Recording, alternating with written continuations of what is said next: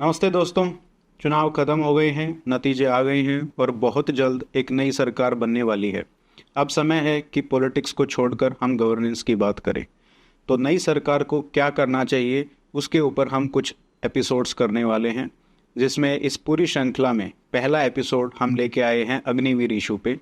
इस अग्निवीर स्कीम का भारतीय जनता पार्टी पर जो असर पड़ा है वो जग जाहिर है। लेकिन क्या ये स्कीम इंडियन आर्मी और नेशनल इंटरेस्ट में है, इस एपिसोड में हम ये डिस्कस करेंगे। और हाँ, मेरी आपसे विनती है कि ये वीडियो अंत तक देखें और तभी अपनी प्रतिक्रिया दें। धन्यवाद। नमस्ते सर, कैसे हैं आप? बहुत बढ़िया। Welcome back. Good to see you. Same here sir.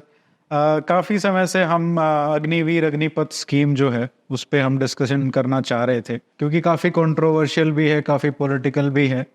तो अब चुनाव ख़त्म हो गए हैं, लेकिन इसका इफ़ेक्ट जो था अग्निवीर स्कीम का वो बहुत ज़्यादा था। खासकर कि अगर हम नॉर्दर्न राजस्थान की बात करें और अगर हम हरियाणा की बात करें, तो जो रूरल एरियाज़ हैं इस बेल्ट में, उनमें खासकर काफ़ी नुकसान ऐसा सुनने में आ रहा है कि हुआ है भाजपा को। तो मैं आपसे ये जानना चाहता था कि हम पॉलिटिक्स को साइड में रख के इसके प्रोज एंड कॉन्स को डिस्कस करें, क्योंकि ये एक बहुत ही ऐसी स्कीम है जो बहुत हमारे आर्म्ड फोर्सेस को इम्पैक्ट करती है।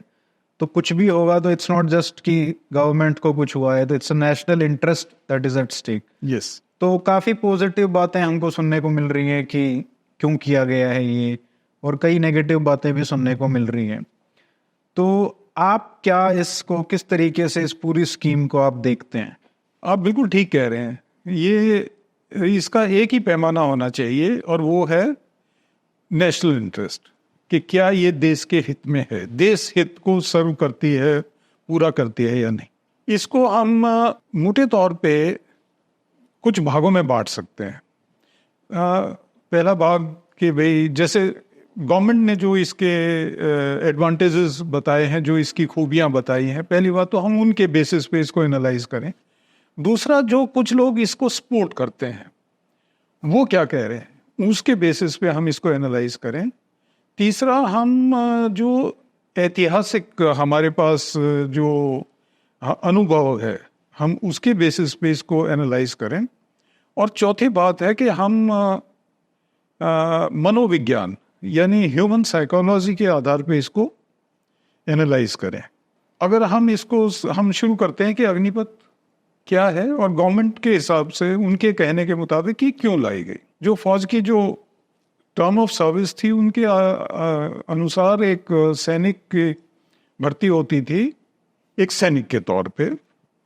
उसको अगर वो अपना काम ठीक से करे, उसका डिसिप्लिन ठीक रहे, फिजिकली फिट रहे, तो उसको धीरे धीरे उसको सर्विस में प्रमोशन मिलते थे। और जिनको प्रमोशन नहीं मिलते थे वो भी लगभग 15 से 17 साल की सर्विस करके रिटायर होते थे पेंशन लेके। अब अग्निवीर एक अलग दर्जा खड़ा कर दिया गया है सिपाही से नीचे। एक अलग, आप कह सकते हैं, अगर फौज की भाषा में बोलूं तो ये एक अलग रैंक है। इस रैंक के लिए एक अलग जो टर्म ऑफ सर्विस यानी कि सेवा नियम जिनको हिंदी में हम कहें, वो बनाए गए हैं। ये सेवा नियम जो हैं, ये इनकी मोटी बातें ये हैं कि ये जो स्कीम है जवान पे लागू है, यानी सिपाही जेसीओज पे लागू है, अफसर पे लागू नहीं है। लेकिन एक अफसर के लिए ऐसी स्कीम पहले से है, शॉर्ट सर्विस कमीशन जिसको कहते हैं। तो हम उसको देखेंगे कि वो कितनी कामयाब रही है। उससे हमें एक ऐतिहासिक अनुभव मिल जाएगा कि ये कितनी कामयाब होने के चांस है। तो पहली बात तो ये एक तरह से शॉर्ट सर्विस स्कीम है जवान और जेसीओ रैंक तक के लिए। इनकी एंट्री पे एज होनी है 17.5 से 21 साल। एजुकेशन क्वालिफिकेशन कुछ एक ग्रेड्स में 10वीं पास है, कुछ एक में 12वीं पास है। ये सब 4 साल की सर्विस के अनुबंध में आएंगे, जिसमें से 6 महीने की ट्रेनिंग है, बेसिक ट्रेनिंग, और 3.5 साल की सर्विस। और अगर कुछ ग्रेड हैं जिनके अंदर एडवांस ट्रेनिंग की जरूरत पड़े तो वो है। इन लाइन सर्विस हम कह सकते हैं। इनमें से जो मेजॉरिटी है उनकी होएगी 3.5 साल। इनमें से 25% को बाद में रख लिया जाएगा फौज द्वारा। ये माना जाएगा कि वो जो टॉप, मतलब एक तरह से मेरिट लिस्ट बनेगी, 100 में से जो ऊपर वाले 25 हैं उनको वो एक सैनिक के तौर पे भर्ती कर लेंगे फिर से, और बाकी 75% को घर भेज देंगे। जब वो सिपाही के तौर पे भर्ती होएगा तो ये 4 साल जो उसने काटे हैं ये नहीं काउंट होएंगे, उसकी सर्विस 0 से शुरू होएगी। अच्छा, हाँ, ये इम्पोर्टेंट। तो अब से पिछले जब से ये स्कीम लागू हुई है, सिपाही के तौर पे भर्ती बंद हो गई है। पहले जो सिपाही की भर्ती होती थी वो अब बंद है। क्योंकि जब ये प्रोटेस्ट हो रहे थे तो ये बोला गया था नहीं इसकी अलग भर्ती होगी, सिपाही की भर्ती अलग होगी। नो, सिपाही की पिछले 2 साल से कोई भर्ती नहीं हुई। जब से ये जो अग्निवीर स्कीम शुरू हुई है तब से सिपाही की डायरेक्ट भर्ती बंद है। वो कुछ एक छोटे छोटे ट्रेड हैं, जैसे रिलीजियस टीचर है, धार्मिक वो तो इनकंसिस्टेंट वो है, कुछ है एजुकेशन कोर में हवलदार के तौर पे लिए जाते हैं, बीए में किए हुए लड़के, वो अलग हैं। जो आम भर्ती है वो बंद है। सैनिक के तौर पे अब कोई भर्ती नहीं हुएगी। सभी भर्तियां पहले अग्निवीर, उनमें से 25%। तो क्या अग्निवीर को जो भर्ती कर जितने मान लीजिए हर साल सैनिक भर्ती होते थे शायद 60-70 हजार, तो अब क्या उतने ही अग्निवीर भी भर्ती हो रहे हैं और उसमें से फिर 25% छाटे जाएंगे, या फिर अब 60 हजार तो रहेंगे ही, बल्कि जो अग्निवीर हैं वो 1.5 लाख 2 लाख टाइप के हम भर्ती कर रहे हैं, ऐसा कुछ है? नहीं नहीं नहीं, ऐसा नहीं है। गवर्नमेंट ने पहले लगभग 50 से 70 साल के बीच में जो एनुअल वैकेंसी थी उसके अनुसार भर्ती होती थी, तो आप कह सकते हैं कि एवरेज 60,000 के आसपास की भर्ती होती थी। अब वो बंद है। अब जो है इन्होंने शुरू किया है अग्निवीर का, क्योंकि फौज के पास जो ट्रेनिंग इंफ्रास्ट्रक्चर था वो लिमिटेड था, तो इन्होंने शुरू किया है 46,000 से। और इसको ये जैसे जैसे ट्रेनिंग इंफ्रास्ट्रक्चर को ये बढ़ाते जाएंगे वैसे वैसे वो बढ़ेगा, और एक समय ऐसा आना है जो इनकी प्लान है उसके मुताबिक कि लगभग 1.25 लाख हर साल ये अग्निवीर भर्ती करेंगे। और उस स्टेज में इनकी उम्मीद ये है, मैं एक वो जो मिनिस्ट्री ऑफ डिफेंस के फाइनेंस विंग का एक अधिकारी है जो आजकल काफ़ी लेख वगैरह लिखता है, ऑब्जेक्टिव रिसर्च फाउंडेशन में उसका ये आर्टिकल है जिसको मैं कोट कर रहा हूँ, वो कह रहा है कि 34% ऐसे लोग होंगे जो पेंशनेबल सर्विस करेंगे फौज में, और बाकी जो है 66% वो अग्निवीर। तो ये रेशो फाइनली गवर्नमेंट का इरादा है पहुंचाने तक का। तो 13 लाख की फौज में से 4,54,000 के आसपास जो है वो होंगे रेगुलर सैनिक, जिसमें सिपाही, नायक, हवलदार। सिर्फ 4 लाख? सिर्फ 4,54,000, और बाकी के जो 7 लाख और 46,000 बच गए, 8 लाख और 46,000 बच गए, वो सारे अग्निवीर होंगे। तभी तो 1,75,000 अगर आप हर साल ले रहे हैं तो आप एक तरह से 7 लाख, 4 साल के लिए 7 लाख आ गए, तो उसकी फिगर लगभग ठीक से ही आ रही है। तो ये इनका इनटेक का है। इसके जो है पे एंड अलाउंसेस वो है। तो इसमें सबसे पहले एक इम्पॉर्टेंट पॉइंट यहाँ पे उभर के आता है जो हम बाद में डिस्कस कर सकते हैं, कि जब 60% लोग शॉर्ट सर्विस वाले होंगे सैनिक और 40% होंगे रेगुलर टाइप, तो वो इथोस क्या हो जाएंगी उस यूनिट की। एक जो मनोविज्ञान का एक सिद्धांत है कि जब भी आपका किसी भी समाज का 60%, 50% से अधिक अंग जो है जैसा सोचता है और जैसा कार्य करता है, बाकी जो 40% है वो उनको फॉलो करता है। ये अगर आप लोकल कल्चर्स में देखें तो आपको दिख जाएगा कि वहाँ का जो डोमिनेंट विंग है उसकी कल्चर को बाकी विंग्स फॉलो करते हैं समाज के। तो यही बात फौज में हो जाएगी। तो फौज की जो डोमिनेंट एथोस है, जो परमानेंट रिलेशनशिप की है एक यूनिट की और एक सैनिक की, वो बदलेगी। तो पहला मूट क्वेश्चन ये है कि क्या इसका जो एथोस पे असर आएगा, एक नई किस्म की जो पलटन खड़ी हो जाएगी, क्या उसकी स्टडी हुई? ये जरूरी है हमें जानना कि सरकार हमें बताए कि क्या ऐसी कोई स्टडी हुई कि इस एथोस से क्या हमें फायदा। मुझे नहीं पता कि फायदा होगा या नुकसान होगा, लेकिन एक स्टडी होनी चाहिए ऐसी के भी, क्योंकि ये एक फंडामेंटल चेंज। दूसरी बात है कि इनकी पे, एक सैनिक और उस देश के बीच में, सरकार नहीं देश के बीच में एक कॉवेनेंट होता है जिसको इंग्लिश में कॉवेनेंट कहते हैं, आप हिंदी में एक वचन कह सकते हैं। सैनिक एक वचन देता है कि भाई मैं अपनी जान की बाजी लगा के भी देश की रक्षा। देश उसको वचन देता है कि आप अगर ऐसा कर रहे हैं तो हम आपकी नहीं, आपके आने वाली पीढ़ी का भी देखभाल हम जिम्मेवारी लेंगे अगर आपको कुछ होता है तो। ये कॉवेनेंट है जो जरूरी है एक देश और सैनिक के बीच में। पहले राजा और सैनिक के बीच में ये कॉवेनेंट होता था, इसीलिए वो राजा कामयाब होते थे जो इस कॉवेनेंट को ईमानदारी से पालन करते थे। आज वो एक लोकतांत्रिक देश में एक देश के आम नागरिक और जो सैनिक वो खुद भी एक नागरिक है, उनके बीच में है। तो अब जब आप 30,000 रुपये इसको दे रहे हो, आज के दिन इसकी 30,000 रुपये फिक्स्ड है starting.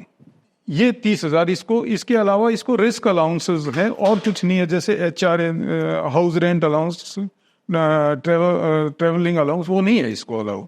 On the other hand आप जो गवर्नमेंट का लोएस्ट एम्प्लॉय है जिसको MTS कहते हैं, मल्टीटास्किंग स्टाफ, शायद MTS की पूरी परिभाषा, उसकी स्टार्टिंग आज के दिन अग्निवीर से ज्यादा है।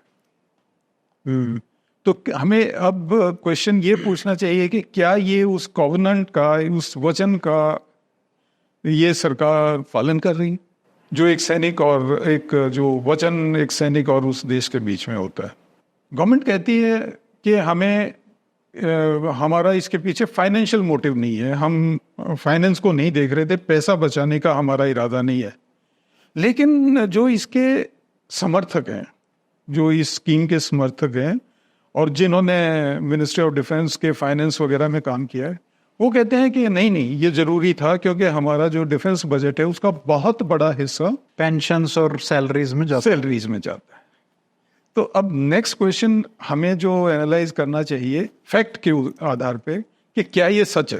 पहली बात तो अगर आप वर्ल्ड वाइड ट्रेंड देखें, आप देखिए चाइना का बजट, अमेरिका का बजट, पाकिस्तान का, मतलब सब किस्म के देशों को अगर आप लेके देखेंगे तो बेसिकली आपको दिखाई देगा कि हाई थ्रेट, लो थ्रेट, मीडियम थ्रेट, ये मतलब जिस देश को ज़्यादा खतरा है वो ज़्यादा पैसा खर्च करता है, जैसे रशिया है, या जिस देश की ज़्यादा जिम्मेवारियां हैं जैसे अमेरिका है, वो सारी दुनिया में जिम्मेवारी उठाता है तो उसका ज़्यादा खर्चा है। कुछ देश ऐसे हैं जो लो थ्रेट है, जिनको इमीडिएटली कोई थ्रेट नहीं दिखती, जापान है, जर्मनी है, वो कम करते हैं। और कुछ देश ऐसे हैं जो मीडियम थ्रेट हैं, जैसे जिसके अंदर आप इंडिया को भी रख सकते हो। तो अगर हम इंडिया को मीडियम थ्रेट वाले पे लें तो आपको दिखेगा कि हम हैं तो मीडियम थ्रेट, लेकिन हम खर्च कर रहे हैं लो थ्रेट वाला। हमारा लेस देन 2% GDP का जो बजट मतलब जो है हिस्सा, वो हम डिफेंस को दे रहे हैं। 1.9 पीछे वाला जो बजट आया था, और ये कोई आज का ट्रेंड नहीं है, ये इनसे जो NDA सरकार है इससे पहले वाली सरकार के समय से ही ये ट्रेंड चल रहा है। ये कांस्टेंट 2% पे ही अटका हुआ है, 2% या उससे नीचे पे अटका हुआ है। ये कोई इस सरकार का नहीं, इससे पहले वाली का है। तो ऐसा लगता है इनके पास कोई अच्छे रीजन होने चाहिए इस बात के, तो इन्हें बताने चाहिए क्यों। अब आता है कि ये जो इस परसेंट को हम एक्सेप्ट कर भी लें कि ये 1.9 पे हमारा बजट रहेगा, तो अब हमें अगली चीज देखनी है कि क्या ये सैनिक की ही तनख्वाह और पेंशन पे जा रहा है। दुनिया में बाकी जो देश हैं, जैसे पाकिस्तान है, वहाँ पे जो नई एक्विजिशन होती है, नई चीज़ वो खरीदते हैं, वो डिफेंस बजट नहीं, उसका एक अलग से वो प्रोजेक्ट बनाते हैं, उसके हिसाब से वो खर्चते हैं। चाइना वगैरह है तो वहाँ पे जो पेंशन वगैरह का जो है, जो सोशल सिक्योरिटी एंगल है, वो डिफेंस बजट में नहीं आता है। अमेरिका का जो वेटरन्स को जो उनकी पेंशन वाला है हिस्सा, वो डिफेंस बजट से बाहर है। हमारे यहाँ ना सिर्फ सैनिकों का जो पे और पेंशन है वो डिफेंस बजट का हिस्सा है, बल्कि एक बहुत बड़ा सेगमेंट है डिफेंस सिविलियन एम्प्लॉय का, वो भी इस डिफेंस बजट से जाता है। समझाइए। मैं आपको समझाता हूँ। हमारे पास आज के दिन आप एक रफ फिगर ले लीजिए कि 15 लाख की कुल मिला के फौज है, जिसमें फौज, एयरफोर्स, नेवी तीनों शामिल। 6 लाख से ज्यादा वैकेंसीज हैं डिफेंस सिविलियंस की, और ये जो डिफेंस सिविलियन 6 लाख से ज्यादा हैं, जिनमें से आज के दिन हाजिर जो नौकरी पे हैं वो 5 लाख, 5.5 लाख हैं। तो ये जो 5.5 लाख हैं, ये इनके पे और अलाउंस पेंशन भी डिफेंस बजट का हिस्सा है। तो अब हो क्या रहा है कि जब हम कहते हैं कि हमारा जो डिफेंस बजट है उसका 55% जो है वो जाता है पे एंड पेंशन्स पे, तो उसको अगर हम दो हिस्सों में बांटेंगे, मिलिट्री वाले का कितना है और डिफेंस सिविलियन वाले का कितना है, तो आपको पता लगेगा कि उसका 1/4 हिस्सा जो है, 1/4 हिस्सा जो है वो डिफेंस सिविलियन एम्प्लॉयज का है। और ये डिफेंस सिविलियन एम्प्लॉयज में जैसे कौन कौन सर्विस? मैं आपको एक एग्जांपल देके समझा देता हूँ, वो सब जगह लागू। भारत सरकार की सबसे बड़ी मिनिस्ट्री मानी जाती है मिनिस्ट्री ऑफ होम अफेयर्स। उसके अंदर काम करते हैं मिनिस्ट्री के, जहाँ तक जो एम्प्लॉयज हैं उनका सवाल है, वो है लगभग 30,000 कुछ। मिनिस्ट्री ऑफ डिफेंस में सिविलियन एम्प्लॉयज आप अंदाजा लगा सकते हैं कितने होंगे? 40,000 प्लस। भारत सरकार की सबसे बड़ी जो मिनिस्ट्री है दिल्ली में जो बैठी है, वो है मिनिस्ट्री ऑफ डिफेंस सिविल वाला, जो उनका है। तो वो ऐसा क्या करते हैं? आपके पास फाइनेंस मिनिस्ट्री में जितने फाइनेंस वाले अकाउंटेंट बैठते हैं, उनसे ज्यादा डिफेंस मिनिस्ट्री में बैठते हैं इनके। करते क्या हैं वो? अब ये बात तो गवर्नमेंट को बतानी चाहिए कि क्या करते हैं वो। नहीं मतलब 40,000 में बता रहा हूँ आपको, 40,000 प्लस जो है वो MOD के डायरेक्टली एम्प्लॉय हैं, सिविलियंस। और उनकी तनख्वाह और उनकी पेंशन भी काउंट होती है डिफेंस बजट में। अच्छा। तो अगर हम भारत का कंपैरिजन मान लीजिए किसी और देश से करते हैं, चाइना या अमेरिका से करते हैं, तो ना केवल जब वो डिफेंस बजट बोलते हैं उसमें पेंशन और सैलरीज नहीं होती हैं। सैलरी होती है, सैलरी होती है, पेंशन नहीं होती, इवन ऑफ रेगुलर सोल्जर्स। हाँ, जैसे अमेरिका में जो पेंशनेबल सर्विस करके सोल्जर रिटायर हुआ है, उसको पेंशन मिलती है डिपार्टमेंट ऑफ वेटरन अफेयर्स, जो एक अलग डिपार्टमेंट है। ठीक है, वो बजट वो काउंट नहीं होता डिफेंस बजट में ना, वो डिपार्टमेंट ऑफ डिफेंस का जो बजट है अमेरिका का, उसमें उनका काउंट नहीं होता है। तो ये तो मतलब आप देखिए कि हम तो ना केवल रेगुलर एम्प्लॉयज की पेंशन को काउंट कर रहे हैं, बल्कि जो सिविलियन एम्प्लॉयज हैं उनकी पेंशन को भी डिफेंस बजट में काउंट कर रहे हैं। तो ये तो पहले ही हम काउंट नहीं कर सकते। Like even if we regular soldiers का भी बताएं तो ही मिसमैच है। We are comparing apples with oranges. और अगर हम इसमें सिविलियन एम्प्लॉयज की भी पेंशन ऐड कर दे तो एकदम ही मतलब हम कंपैरिजन ही क्या कर रहे हैं, गलत कर रहे हैं। बिल्कुल गलत कर रहे हैं। मैं आपको बता रहा हूँ, देखिए आज के दिन जो अमेरिकन, जैसे ये जब इसका अग्निवीर वगैरह का जो डिस्कशन चल रहा था, तो बड़े ये खास तौर पर जो ये डिफेंस मिनिस्ट्री ऑफ डिफेंस के अकाउंटेंट है, ये जिक्र करते थे अमेरिका और चाइना का, कि वो देखो जी उनका कैसे है, वहाँ पे भी शॉर्ट सर्विस, छोटी सर्विस के लिए आता है, देखो जी उनका पे के ऊपर कितना कम खर्चा है। इस सारी कहानी में वो ये नहीं बताते कि हमारे यहाँ पे जो 32% सिर्फ पे का खर्चा है, मतलब टोटल 55 है, जिसमें से बाकी जो 22% पेंशन पे वाला जो हिस्सा है, वो जो 32% है उसमें डिफेंस सिविलियंस का भी है। अगर आप उसको निकाल दो तो भारत के जो सोल्जर्स की पे है, जो मिलिट्री विंग की पे है, वो 24% है। सिर्फ 24% है टोटल डिफेंस बजट का। और ये 24% उतना ही है जितना प्रतिशत में अमेरिका का या चाइना का है। जबकि उनके डिफेंस बजट का साइज बड़ा है, तो उनका पर कैपिटा जो वो अपने सोल्जर को दे रहे हैं वो हमसे ज्यादा है। वो तो ऑफ कोर्स वो एक अलग विषय है। तो ये एक सच्चाई है कि यहाँ पे जो इसको मैं कहूँगा ओवरलोडिंग, बाकी दुनिया में डिफेंस बजट को अलग रखा जाता है, उसको लोड नहीं किया जाता बाकी चीजों से, बल्कि डिफेंस के जो एक्सपेंडिचर है वो बाकी जगहों से करा दिए जाते हैं। एक भारत ऐसा देश है जिसमें एक बहुत बड़ा डिफेंस सिविलियंस की फौज है, जो MOD के थ्रू इस बजट में से हिस्सा लेती है, उसका जिक्र नहीं होता है।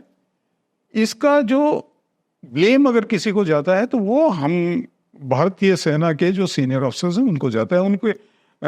उनको फाइनेंस का नहीं पता। फौज में एक ट्रेडिशन रही है कि यार ये पैसे नहीं काउंट करता है, सोल्जर पैसे नहीं काउंट करता। अब ये इस स्टेज पे आ गई कि इनको ये नहीं पता कि यार एक लेवल पे आके तो आपको बजट के बारे में जानना पड़ेगा। बिल्कुल, वो नहीं जानते, तो इसलिए ये ऐसा हो रहा है। अब वो जो अकाउंटेंट कहता है देखो जी 55% आपका फौज के पे एंड पेंशन पे खर्च हो रहा है, यही बात जनरल साहब भी बोल देता है। वो जनरल साहब ये नहीं देखता कि ये 55% में से उसके सैनिक का कितना हिस्सा है। तो ये एक बहुत बड़ी अनोमली है। जो उम्र है, औसत जो उम्र है सेना की, वो कम करने के लिए हम अग्निपथ लेके आए। ये बहुत डेफिशिएंट आर्ग्यूमेंट है, ये बिल्कुल सही आर्ग्यूमेंट नहीं है। अब आप इसको कई ढंग से देखते हैं। पहली चीज तो ये देखते हैं कि फिलहाल हमारे कितनी औसत एज कितनी है। तो ये कहते हैं कि ये कोई कहता है 37 साल, कोई कहता है 32 साल। तो चलो हम ऊपर वाली 37 ले लें, कोई बात नहीं, उनको बेनिफिट देते हैं जो सरकार के ये समर्थक हैं कि जी 37 साल है और बहुत बूढ़ी फौज है। अब पहली बात तो ये है कि क्या अग्निपथ से फौज की उम्र में कमी आएगी? अब देखो, डेटा बड़ा फनी चीज़ होती है, आप डिपेंड करता है आप डेटा को कैसे पकड़ते हो। अब क्योंकि ज़्यादातर लड़के जो होंगे वो 24 साल या उससे कम के होंगे, तो भी एवरेज तो कम आ ही जाएगी। लेकिन इम्पॉर्टेंट तो ये है ना कि क्या उनको जो कमांड करने वाला है, जो रेगुलर एलिमेंट होना है, क्या उसकी एज कम होएगी? आफ्टर ऑल सेना अकेले में तो काम नहीं करती, एक सैनिक अकेले तो कोई काम नहीं करता, वो तो एक ग्रुप में काम करता है, उस ग्रुप का एक लीडर होता है। अब वो मान लो उस ग्रुप में 10 में से 7 आदमी हैं 24 साल से नीचे वाले या 24 साल, 3 आदमी हैं 24 से ऊपर, और उनमें से जो उनका लीडर है, जो कमांडर है, वो है 32 साल का। तो अब ये ग्रुप किस स्पीड से काम करेगा? 32 साल वाले से या 23 साल वाले से? 32 साल वाले से काम करेगा। तो ये जो एवरेज वाला फंडा है, ये किताबों वाला है, ठीक है। आप किसी कॉन्फ्रेंस हॉल में बैठ के ये बोल दो, लोग कहें वाह वाह।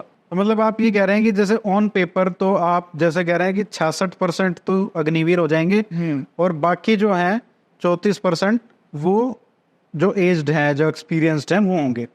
तो ऑन पेपर तो ठीक हो जाएगा, एवरेज एज जो है वो कम हो जाएगी। बट जब आप फील्ड पे जाते हैं, जब आप एग्जीक्यूट करते हैं, मिशन करते हैं, तो जो स्लोवेस्ट है या जो ज्यादा एज्ड है उसके हिसाब से ही चलेगा ना चीजें। A chain is as strong as the weakest link. तो वही है इसमें, जो इनका जो स्लोएस्ट होगा, चाहे वो 32 साल वाला हो चाहे 23 साल वाला हो, आप उसी की स्पीड पे चलोगे। फास्टेस्ट की स्पीड पे आप ग्रुप में नहीं चल सकते हो। तो पहली बात तो ये डेफिशिएंट आर्ग्यूमेंट है।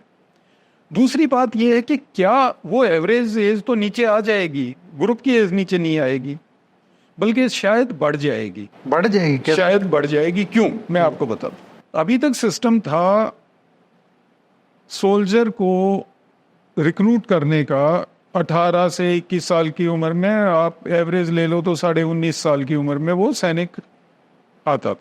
15 से 17 साल नौकरी करके अगर वो सिपाही से आगे उसको प्रमोशन नहीं मिला तो वो हट जाता था फौज से और अपना पेंशन पे आ जाता। दूसरे शब्दों में 35 से 37 साल के ज़्यादा से ज़्यादा उम्र जो सिपाही की आपकी वो पास होएगी वो 35 से 37 साल। और बाकी जो अपॉइंटमेंट्स हैं उनकी हो सकता है कम हो सकता है ज़्यादा हो, क्योंकि जो प्रमोट हो गए वो पहले हो गए होंगे। अब इसमें देखने वाली बात यह है, मोस्ट इम्पॉर्टेंट बात यह है कि अब सिपाही की नौकरी शुरू हो रही है 23 साल की उम्र में, क्योंकि अग्निवीर के तौर पे तो वो जो सेवा कर रहा है वो काउंट नहीं हो रही है। वो सिपाही की सेवा तो उसकी उस दिन शुरू होएगी जब वो अग्निवीर से सिलेक्ट होके सैनिक बन जाएगा, यानी 23 साल की उम्र में। अब आप उसको 15 से 17 साल तो रखोगे, तो 38 से 40 साल होगी।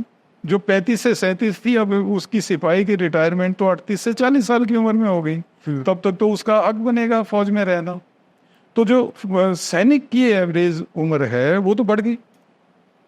अब उसी ग्रुप पे आप वापस आ जाइए जिस ग्रुप में आपने वो 10 आदमी का हम ग्रुप की बात कर रहे हैं, तो उस 10 आदमी के ग्रुप में अब जो भी सिपाही होगा उसकी एज पहले वाले सिपाही से ज़्यादा होगी।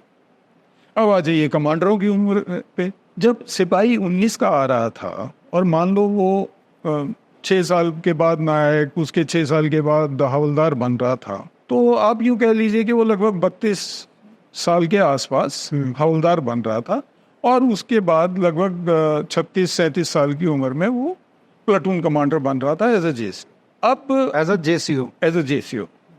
अब जहाँ तक तो हवलदार का सवाल है, अगर आप उसको जल्दी प्रमोशन दोगे तो भी 32 से पहले का नहीं बनेगा। क्यों नहीं बनेगा? अब देखिए एक कॉम्प्लिकेशन होता है। आप अगर किसी को हवलदार बन गया है फौज में तो 24 साल तक नौकरी करने का उसका हक बनता है। अगर वो नायक है तो 19 साल का तो ये अब इतनी देर तक उसको फौज में रहना ये उसका हक है। जब वो रहेगा तो आपके प्रमोशन डिले होंगे क्योंकि वैकेंसी उतनी ही है।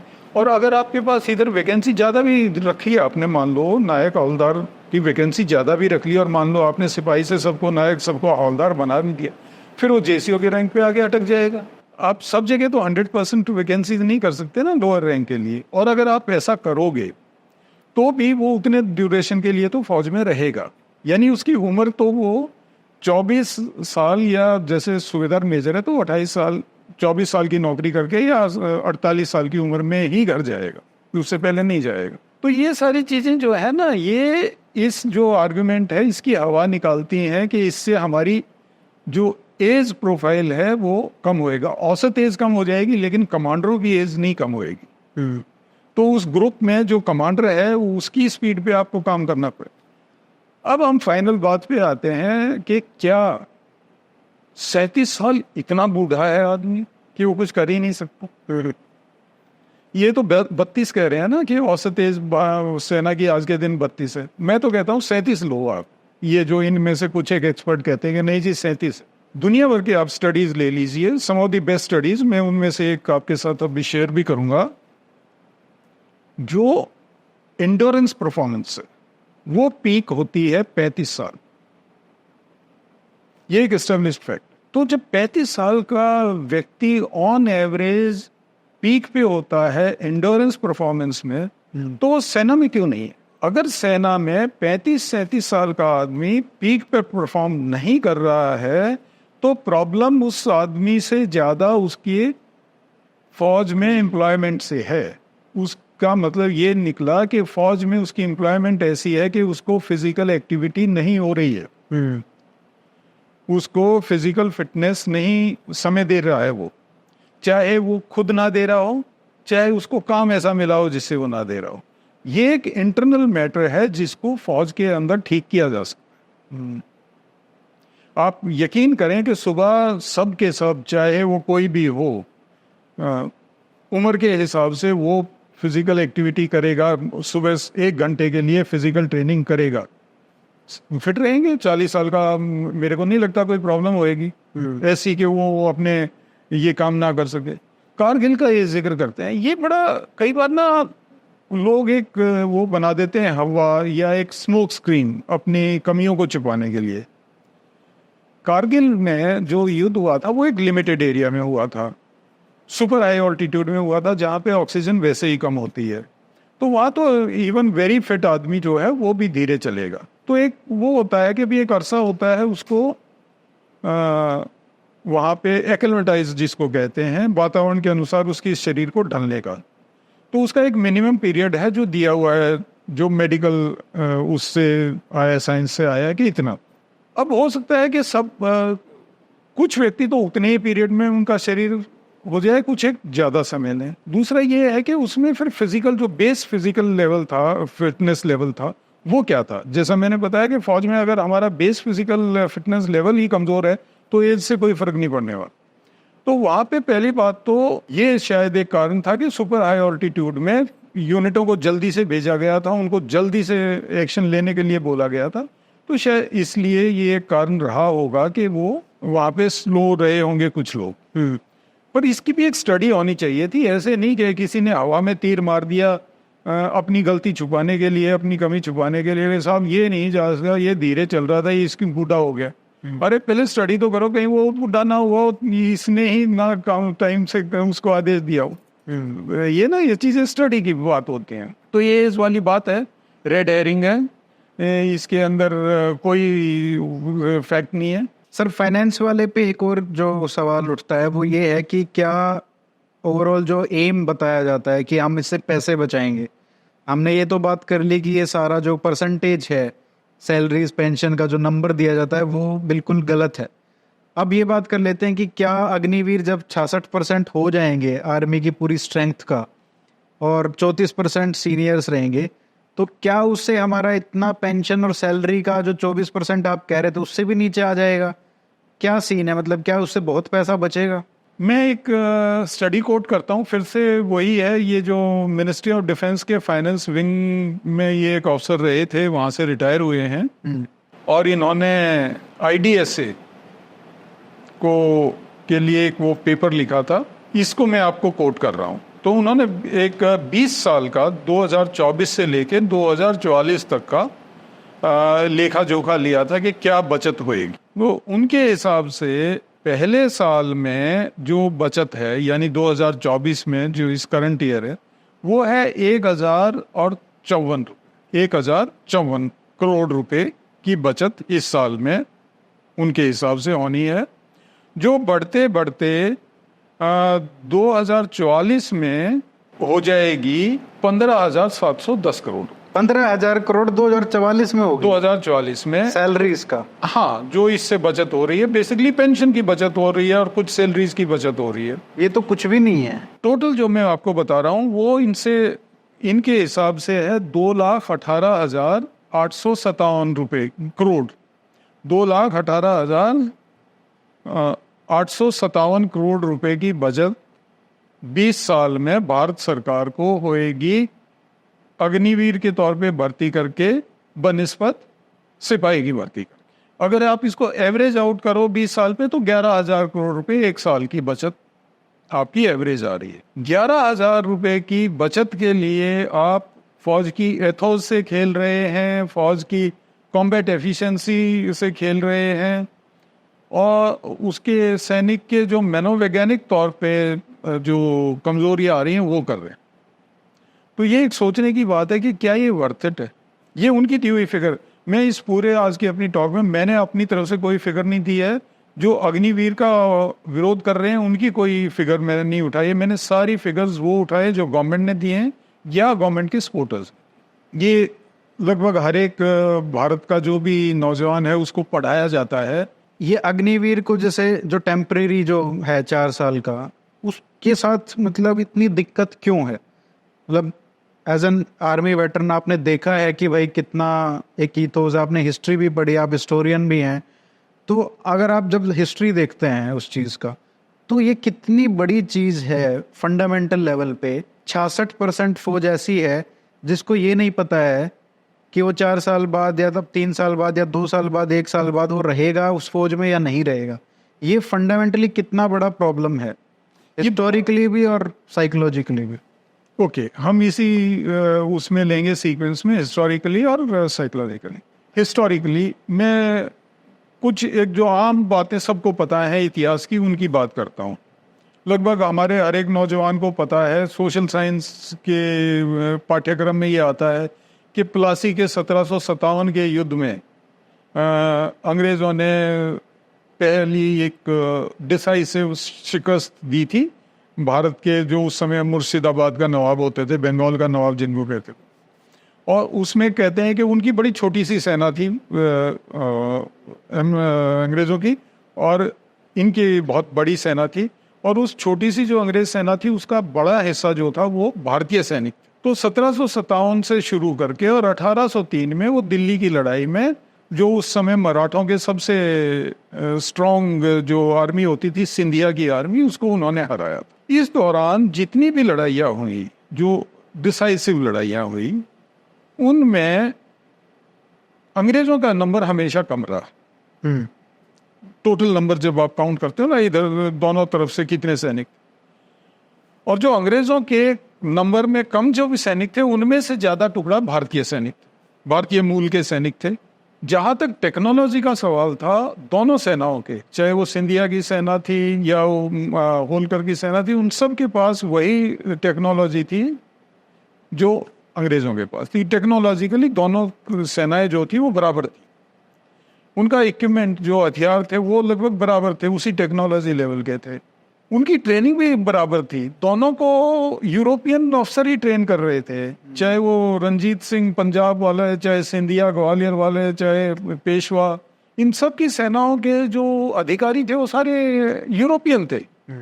तो अधिकारी भी वैसे ही, ट्रेनिंग भी एक बराबर, टेक्नोलॉजी भी एक जैसी, नंबर्स में ये ज्यादा। फिर ये क्यों हारे? एक ही कारण जो अलग था इन दोनों में से, वो था honesty of terms of service. अब ये बहुत सारे जो देशभक्त हैं उनको बड़ा ये बुरा लगेगा, लेकिन ये सच्चाई है। ये एक उस समय की आम हालत थी कि जो भारतीय शासक थे वो अपने सैनिकों को समय पे नहीं देते थे। मैं कितने ही रिकॉर्ड आपको बता सकता हूँ, चाहे वो निज़ाम था, निज़ाम को तो अच्छा शासक माना जाता था इस मामले में कि वो तो 3 ही महीने डिले करता है। सिंधिया का तो 6-6 महीने डिले हो जाती थी उसकी तो पे, और बाकियों की और भी ज़्यादा डिले हो जाती थी। तो एक तो ये समय पे पे नहीं देते थे, दूसरा इनके पास कोई पेंशन वगैरह का कोई संबंध नहीं, वो नहीं था। ये चीज़ें अंग्रेज़ों के पास थी। आपको 30 महीने की, अगले महीने की पहली तारीख को पिछले महीने की तनख्वाह तो वो पकड़ा देते थे। अगर आपको कोई भी नुकसान होता है जान माल का तो उसकी भरपाई करते थे सैनिक की, और अगर वो मर गया तो उसके परिवार को पेंशन देते थे, वो जिंदा रहा तो जब वो ज़्यादा। ये एक फैक्टर था जो जिसने ये जो अंग्रेजों के लिए लड़ रहा भारतीय सैनिक है उसके मनोबल को, ये भारतीय जो शासक थे उनके सैनिकों के मनोबल से ऊपर, और ये डिसाइसिव फैक्टर था इन सब लड़ाइयों में।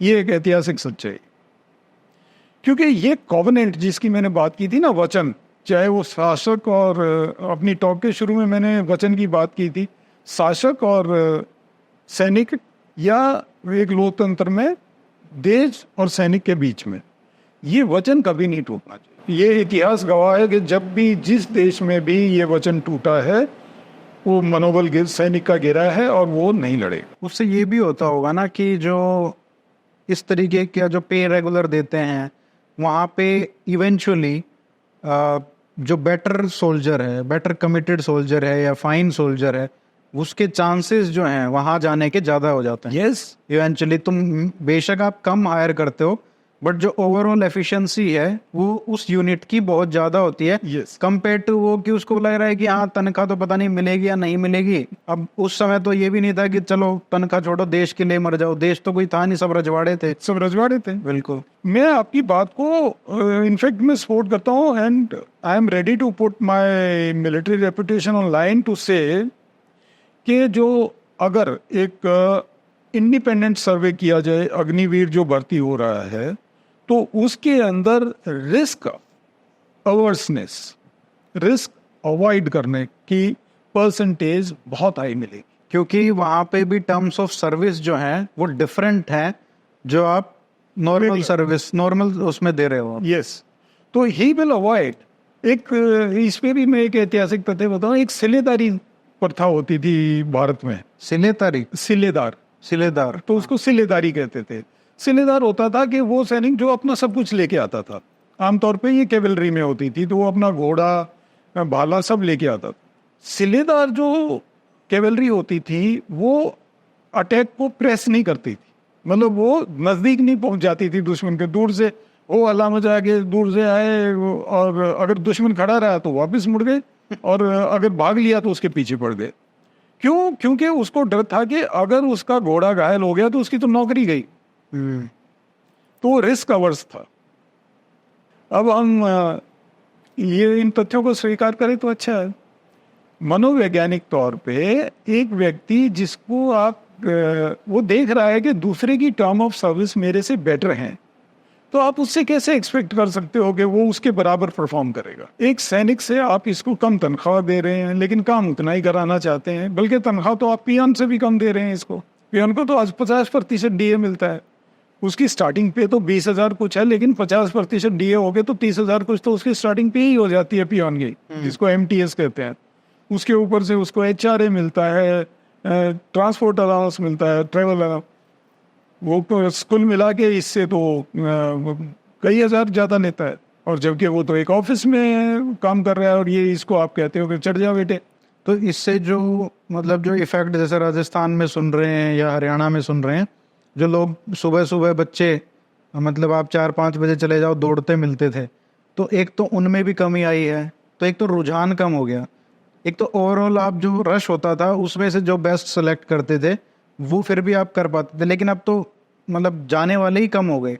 और उसमें भी जब वो जाएंगे 4 साल रहेंगे, जिसको पता नहीं कि आप 5वें साल वहाँ पे रहोगे या नहीं, तो एक तो कमिटमेंट में कमी आएगी, तो एक मतलब डबल ये लॉस है, double whammy as they call it in English, it's a double whammy. अब एक उदाहरण इनकी इस सरकार के सामने पड़ा है। जॉर्ज फर्नांडिस जब रक्षा मंत्री थे तो गया में एक ऑफिसर ट्रेनिंग एकेडमी शुरू की। एक ऑफिसर ट्रेनिंग एकेडमी है चेन्नई में। इन्होंने डिसाइड किया कि भाई जो शॉर्ट सर्विस ऑफिसर हैं हमें ज़्यादा चाहिए, और उनकी संख्या चेन्नई में लगभग 500 की कैपेसिटी है। तो वो कहते हैं नहीं 1000 की बनाओ, तो 500 की गया में बना दो। तो ओटीए गया बनाई गई, 1000 की कैपेसिटी को हमने डिसाइड। ओटीए गया बंद हो गई है। क्यों? क्योंकि आपके पास साल में 1000 की कैपेसिटी की जगह पे 150 के लगभग ही जो short service officer male female दोनों मिला के आते हैं। वो क्यों आते हैं? क्यों कम आते हैं? क्योंकि आपकी जो टर्म ऑफ सर्विस है वो बहुत खराब है, तो नहीं आता है, ऑफिसर मटेरियल नहीं आता है। अब जवान में आप कह सकते हैं कि भाई रिक्रूटमेंट बेस बड़ा है, पॉपुलेशन बहुत बड़ी है, तो हो सकता है कि आपकी वैकेंसीज फिलअप होती रहें। हो सकता है आपको 2.25 लाख आदमी ऐसे हर साल मिल जाएं जो आके नौकरी करना चाहें।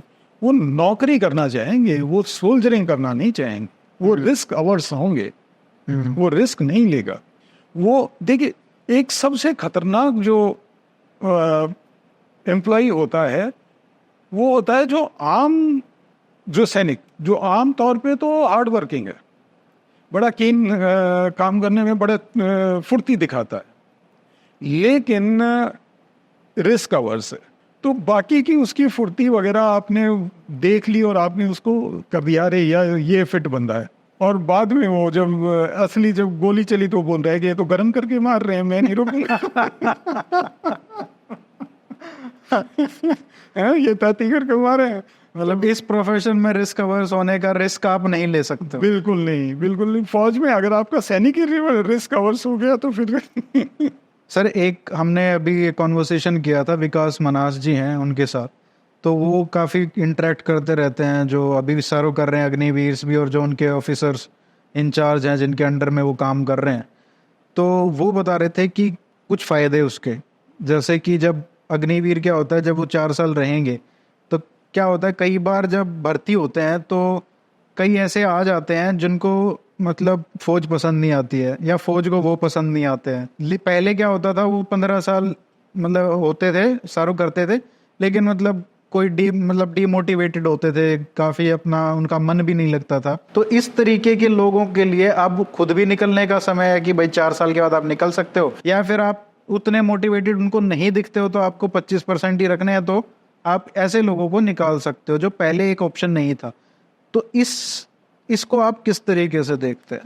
नो, मतलब कुछ तो फायदा होगा, मतलब कि कुछ तो फायदा होगा अग्निवीर का। I am sorry, I don't agree with this logic because it doesn't stand the test of logic. I will tell you why. आप जब पहले ले रहे थे ना, उसके अंदर रिडंडेंसी इनबिल्ट है।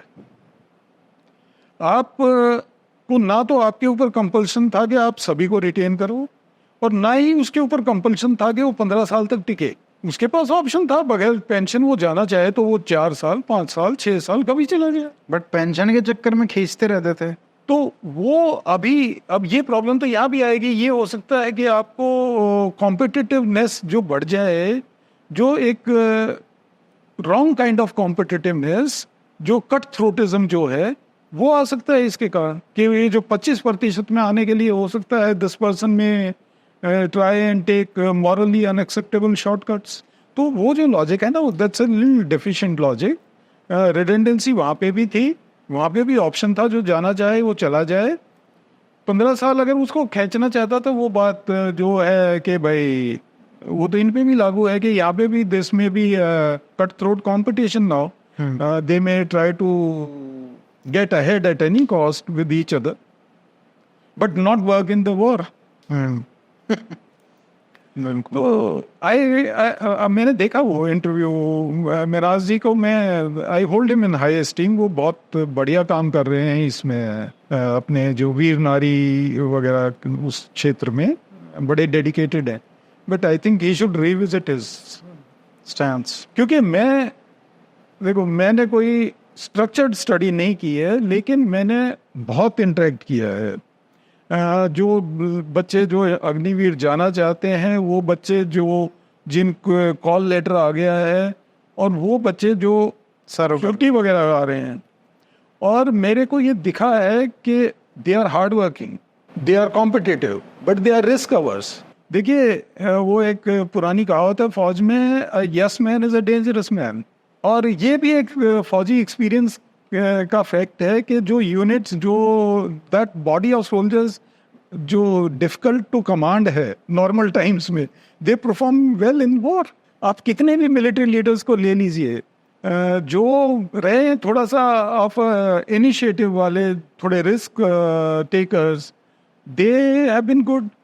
चाहे आप नेपोलियन के मार्शल्स को ले लीजिए, चाहे पैटर्न को ले लीजिए, किसी को भी ले लीजिए, वॉर में इसी टाइप के लोग काम आते हैं। और अगर आप उसी टाइम पे ऐसे लोगों को भर दोगे, 66% लोग ऐसे होंगे जो, उसमें से मान लीजिए कुछ होंगे जो रिस्क टेकर्स होंगे, लेकिन मोस्टली रिस्क अवर्स होने का बहुत बड़ा एक इंसेंटिव है उनके पास। उनकी भी गलती नहीं है, उनके पास भी एक बड़ा इंसेंटिव है, क्योंकि आपके जो टर्म्स ऑफ सर्विस है दे आर नॉट ऑनेस्ट। वो उन्हीं के कारण है, आप उसको ब्लेम नहीं कर सकते। वो एक मजबूरी में यहाँ आया है, उसको ये नौकरी लेनी पड़ी है क्योंकि उसे पेट भरना है।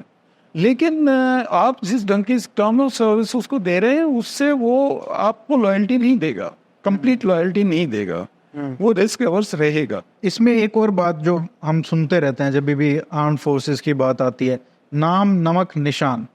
जब 66% जिनको पता नहीं तुम्हारा नाम नमक निशान क्या होगा 5वें साल में या तीसरे साल में या दूसरे साल में, तो क्या वो लेवल ऑफ कमिटमेंट आ पाएगा जो एक पलटन के लिए अपने लिए होता है? अब ये है कि एक तो नाम के लिए, एक नमक के लिए, एक निशान के लिए जो जान देते हैं लोग, मतलब आर्मी के बाहर के लोग नहीं समझ सकते उस सेंटिमेंट को, लेकिन आप समझते हैं। क्या वो इन अग्निवीर में आप देखते हैं इन फ्यूचर, जब 66% एक ऐसा इंस्टीट्यूशन जो इस कमिटमेंट पे चल रहा है, जिस पे जान दी है लोगों ने 70 साल से, और उससे भी पहले ब्रिटिश आर्मी, इंडियन आर्मी में भी, तो क्या आपको लगता है कि अग्निवीर के साथ भी हम वो एक्सपेक्ट कर सकते हैं? एक बड़ा सिंपल सा उदाहरण है, और जो अलाइव उदाहरण है भारत में एग्जिस्टिंग है, वो है राष्ट्रीय राइफल का। राष्ट्रीय राइफल जो है वो एक ऐसा ग्रुप है जिसके अंदर लोग टेन्योर पे जाते हैं, 2-2.5 साल की टेन्योर पे जाते हैं। तो ये जब खड़ा किया गया था, आई थिंक 94 में खड़ा किया गया था, तो शुरू के सालों में बड़ा प्रॉब्लम था अटैचमेंट का। अटैचमेंट यूनिट की तो छोड़ दीजिए, एक दूसरे के साथ, and there were lot of cases, indiscipline वगैरह वगैरह। तो फिर इनको सभी को इन्फेंट्री रेजिमेंट्स के साथ एफिलिएट किया गया।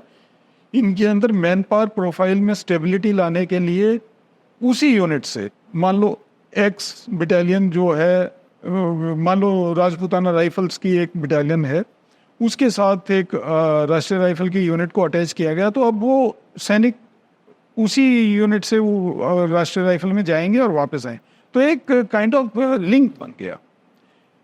इसने राष्ट्रीय राइफल को स्टेबलाइज किया, उनकी परफॉर्मेंस बेटर हुई। अब यही बात अग्निवीर पे लागू होगी, जब आप स्टेबलाइज कर ही नहीं पाएंगे। अब तो आपने सिस्टम ही ऐसा बना दिया कि वो जो मदर यूनिटें हैं, जो इन्फेंट्री बटालियंस हैं पुरानी, जो आर्मर्ड हैं, उन्हीं का आपने टेम्परेरी बना दिया, तो एफिलिएशन कहाँ से आएगी? और एफिलिएशन के बगैर कमिटमेंट आती है समय के साथ, जब आप किसी के साथ लंबे सर्व करते हो, एक दूसरे के दुख सुख बांटते हो। अब ऐसे टाइम, ब्रदरहुड जो है आर्मी में, there was a time when our unit, मतलब हमारी यूनिट को कोई टास्क मिला था, एंड मेरे सीओ ने बोला कि भाई you will be the first one to go in. I said मैं जाऊंगा, मेरे को रिजर्व में ये चाहिए। मेरा सबके ऊपर भरोसा था, लेकिन मेरा ज्यादा भरोसा उस पे था। एक वो होता है, ये जो है ये इकट्ठे रहने से पैदा होता है, अचानक से नहीं आ जाता, 2 साल में 3 साल में नहीं पैदा होएगा ये ओवर द इयर्स जब आप साथ में रहते हो, तो then you remain in touch. Retire होने के बाद भी आप टच में रहते हो, आपके बच्चे एक दूसरे को जानते हैं। आप जब उस यूनिट में जाते हो तो you feel as if you are entering a temple. तो मतलब वो फिर कमिटमेंट भी आ जाती है कि उसके लिए मार भी सकते हो, उसके लिए मर भी सकते हो, आप अपना जीवन उसके लिए दे सकते हो, युद्ध को जीतने में या किसी भी टास्क को कंप्लीट करने में एज अ यूनिट। क्योंकि army without a unit, individuals तो है नहीं, वहां पे जाके आप भेज दो किसी भी 4 लोग को इधर से, 4 लोग को इधर से। इसलिए हमारे रजौरी में जो इतने सारे जो जवान शहीद हुए हैं, उसका सबसे बड़ा कारण ही ये है। 2 चीजें बड़े इफेक्ट होती हैं। एक तो आपकी टर्म ऑफ सर्विस बड़ी ऑनेस्ट होनी चाहिए, और दूसरा है, फिर आती है आपकी क्वालिटी ऑफ लीडरशिप। ये 2 चीजें हैं जो यूनिट को बाइंड करती हैं। और हमारे को इन दिनों चीज़ों पे ध्यान देना चाहिए। एक तो हमारी टर्म ऑफ सर्विस बड़ी ऑनेस्ट होनी चाहिए। देश अपना वचन सैनिक से पूरा करे, सैनिक अपना वचन देश से पूरा करे। दूसरी चीज़ है कि सैनिक को जो लीड करने वाला जो ऑफिसर या जो भी, मतलब एक्चुअली सेक्शन कमांडर जो है हवलदार है, तो वो लीडर है, प्लाटून कमांडर लीडर है। तो इनकी जो क्वालिटी होनी चाहिए ये सुपर होनी चाहिए। इनको आपका सिलेक्शन बहुत ऑनेस्ट होना चाहिए, वो एक अपने आप में एक अलग फैक्टर है। तो ये दोनों एक दूसरे को सपोर्ट करते हैं, दोनों फैक्टर। सरकार ऑनेस्ट टर्म ऑफ सर्विस दे, सेना अपने अंदर ऐसे लीडरशिप पैदा करे जो जेन्युइनली डिजर्विंग लीडर हो और वेल ट्रेंड हो, और उससे फिर वो मोटिवेशन आता है। मोटिवेशन हवा में नहीं आता है। Motivation is a factor of discipline, training, leadership and terms of service. तो इन चार चीज़ों को इकट्ठा मिला के आपका एक अच्छा दस्ता बनता है फौज का। टर्म ऑफ सर्विस देना सरकार का काम है। उसके बाद जो लीडरशिप को अच्छा ट्रेन करना, सैनिक को अच्छा ट्रेन करना, ये ऑफिसर का काम है। और डिसिप्लिन रखना ऑफिसर का काम है, खुद का भी और जवान का। तो इन चारों चीज़ों को इकट्ठा होने पर इसमें सबसे इम्पोर्टेंट है टर्म ऑफ सर्विस, क्योंकि वो सब बाकी सबको अफेक्ट करती है। अगर आपकी टर्म ऑफ सर्विस ऑनेस्ट नहीं है तो वो जवान ऑफिसर को बोलेगा, साहब मेरे को 4 साल बाद जाने तो घर, क्यों बेकार में मेरी टांग तुड़वा रहे हो। उसमें भी टर्म्स ऑफ सर्विस भी डिफरेंट है। शायद जब घायल हो जाते हैं या शहीद हो जाते हैं तो शायद उसमें भी दिक्कत है। हाँ, वो भी लोग कह रहे हैं कि कम से कम ये तो सेम होना चाहिए। हाँ, बिल्कुल अलग अलग है। इनमें तो वन टाइम पेमेंट है। अगर वो मर गया तो उसका एक 48 लाख का है मेरे ख्याल में इंश्योरेंस का, और 44 लाख का है उसका वन टाइम पेमेंट, प्लस उसकी जो सेविंग्स थी वो मैच करके सेवानिधि, बस उसके बाद गुड बाय है। फिर उसके बाद भारत सरकार उसकी तरफ नहीं देखेगी। सर, हम काफ़ी समय से ये डिस्कशन करना चाह रहे थे, लेकिन आप ने काफ़ी समय लिया इस पे कंक्लूजन पे पहुंचने के लिए कि ये इसमें क्या क्या कमियां हैं। तो मुझे लगता है कि काफ़ी एग्जॉस्टिव टेक है और जो बहुत लोगों ने डिस्कस नहीं किया है पब्लिक फोरम पे। बट आई एम श्योर कि जो लोग कमेंट्स में आपके ये जो विचार हैं इन पे अपना रिएक्शन देंगे और थोड़ा सोच के रिएक्शन दे, सिर्फ हेडलाइन पढ़ के, और वो थोड़ा सोचें कि जो सर कह रहे हैं उनमें, उन बातों में कितनी सच्चाई है, कितना दम है। वो सर कर चुके हैं, उनको पता है ये सारी चीज़ें। तो सर, आपने इतने अच्छे से पूरा डिस्कशन किया, इतनी सारी चीज़ों को गहराई से बताया, उसके लिए बहुत बहुत धन्यवाद। Thank you so much. Thank you.